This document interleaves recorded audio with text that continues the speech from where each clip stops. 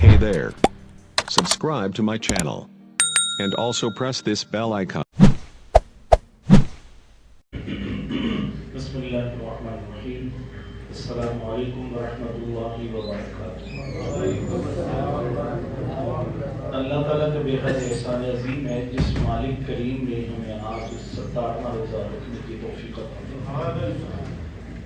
दूसरा अशरा मग़फ़िरत का और 17वां रोज़ा चल रहा है, दूसरा अशरा भी इख्तिताम पज़ीर होने वाला है। और हमारा जो दर्स है बिहम्दी ताला, उसमें मैं तो ये कहूँगा हमारी खुशकिस्मती है कि इस पूरी आबादी में उन नमाजियों को खुशकिस्मती है जो रोज़ा रखने के बाद बजमात नमाज अदा करते हैं।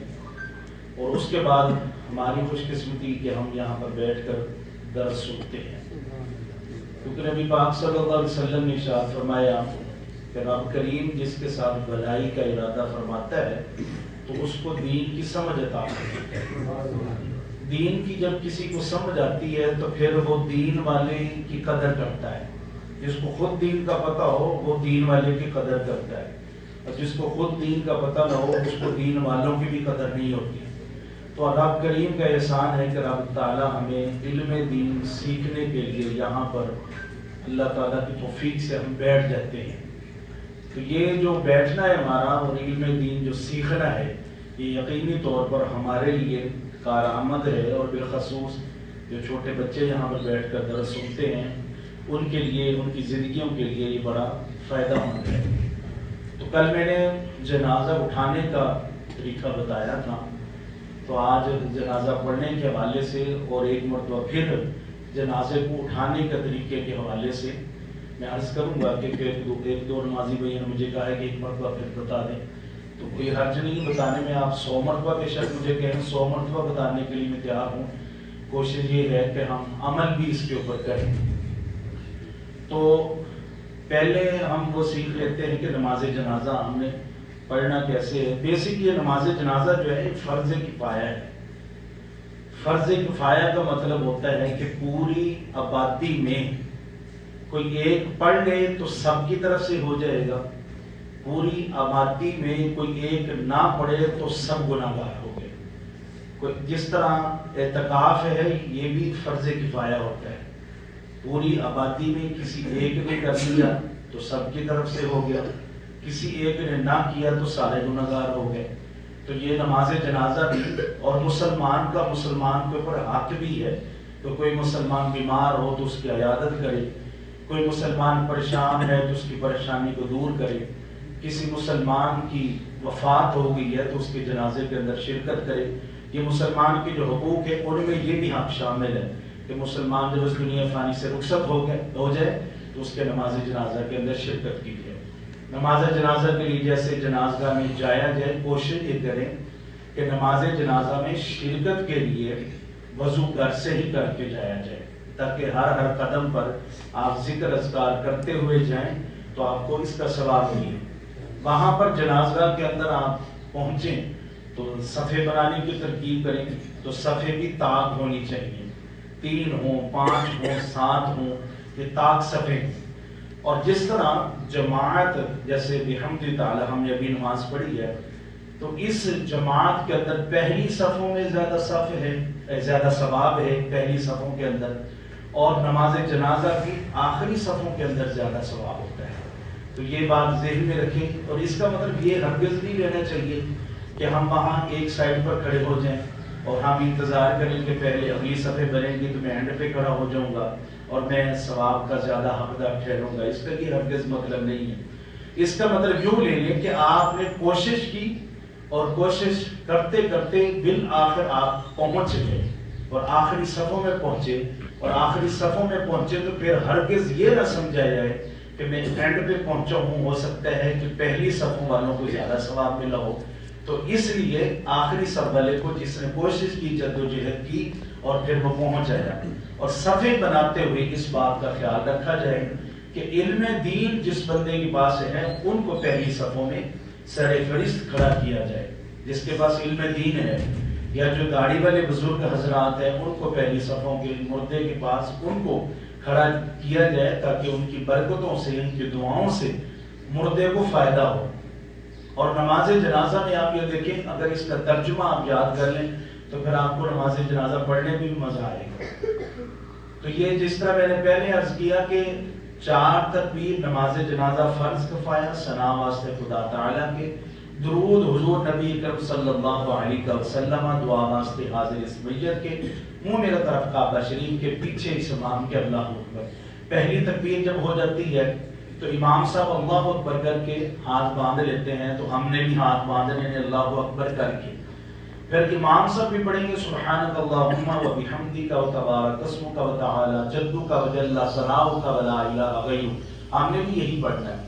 اگر ہمیں یہ وجل ثناؤک و لا الہ غیرک پڑھنے سے کوئی بھولنے کا اندیشہ ہے تو پھر یہ 2 الفاظ نہ ایڈ کریں. آپ نماز کے اندر جو پڑھی جاتی ہے ثنا وہی پڑھ لیں.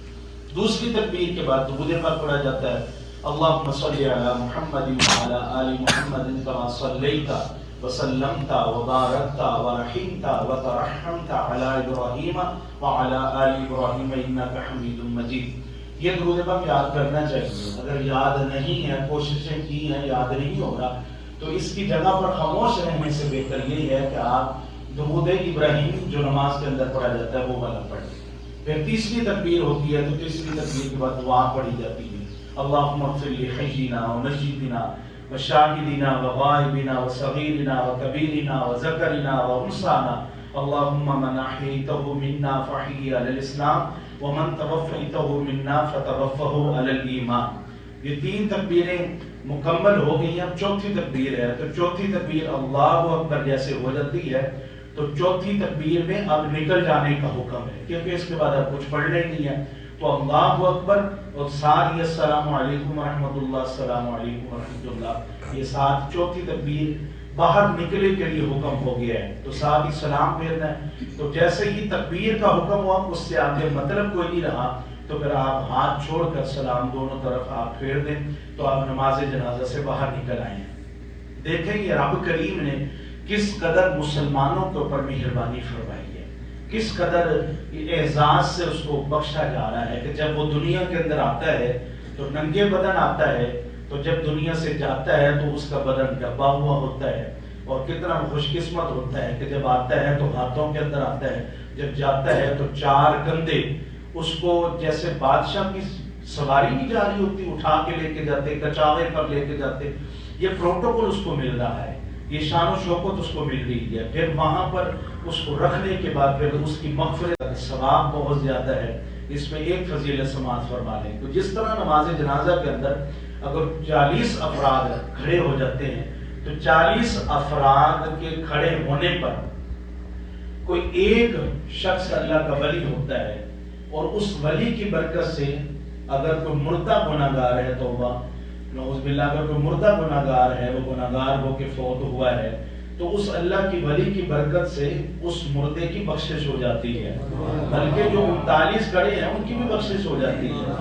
اور بعض اوقات ایسا ہوتا ہے کہ جو مرنے والا اللہ کا ولی ہوتا ہے، عالم دین ہوتا ہے، کوئی مفتی ہوتا ہے، کوئی پیر صاحب ہوتے ہیں، سچے پیر صاحب ہوتے ہیں، تو جو دین متین کی خدمت کرنے والے پیر صاحب ہوتے ہیں، جب ان کی وفات ہوتی ہے تو بعض وقت ایسا بھی ہوتا ہے کہ ان کی جنازے کی وجہ سے جو سامنے پڑا ہوا ہے، جو پڑھنے والے جنازہ ہیں ان کی رب تعالیٰ مغفرت فرما دیتا ہے. تو یہ نماز جنازہ کا بہت زیادہ فائدہ ہے. ہمیں کوئی جانتا ہو یا نہ جانتا ہو، ہمیں نماز جنازہ جب مل جائے تو ہمیں فوری طور پر نماز جنازہ ادا کرنی چاہیے، وہاں پر شامل ہونا چاہیے. یہ ضروری نہیں ہوتا کہ واقفیت ہو. پہلے میں نے عرض کر دیا کہ مسلمان کا مسلمان پر حق بھی ہے کہ نماز جنازہ اس کو ملے تو وہ پڑھ لے اس کا.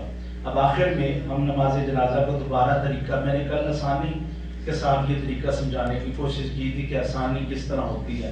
تو یہ آپ حساب لگا لیں کہ یہ 4 پائی ہے، تو 4 پائی میں مردہ اس کا منہ اوپر کی طرف ہوتا ہے، تو اوپر کی طرف مردے نے منہ کیا ہوا تو ظاہر ہے اس کا یہ سیدھا کندھا آ گیا. تو سیدھا کندھا ہے تو آپ نے جب کندھا دینا ہے تو یہاں سے اسٹارٹ کرنا ہے. یہ پوری 4 پائی ہے، یہاں سے اسٹارٹ کریں، یہاں سے کندھا دیں اور جاتے 10 قدم آپ چلیں. 10 قدم کے ساتھ جیسے آپ نے کندھا دیتے ہیں نا لوگ تو ساتھ آواز بھی لگا دیتے ہیں کلمہ شہادت. تو کلمہ شہادت کی آواز لگاتے ساتھ پڑھنا بھی ہے پورا کلمہ، اشہد ان لا الہ الا اللہ وحدہ لا شریک لہ واشہد ان محمدا عبدہ ورسولہ۔ تو 10 قدم چلیں، اور 10 قدم چلنے کے بعد پھر آپ نے 4 پے کو جیسے چھوڑنا ہے، تو کوشش یہ کریں کہ 4 پے کو اس طریقے سے چھوڑیں کہ آپ اپنے قدم کو ہلکا کر لیں، اپنے قدم کو روک لیں، تو خود بخود ہی 4 پی آگے آلریڈی جا رہی ہوتی ہے، تو 4 پی آگے چلی جائے گی۔ جب 4 پی آگے چلی جائے گی پھر آپ کا کندھا یہاں پر آ جائے گا، پھر آپ نے 10 قدم چلنا ہے، 10 اور 10 20 قدم ہو گئے۔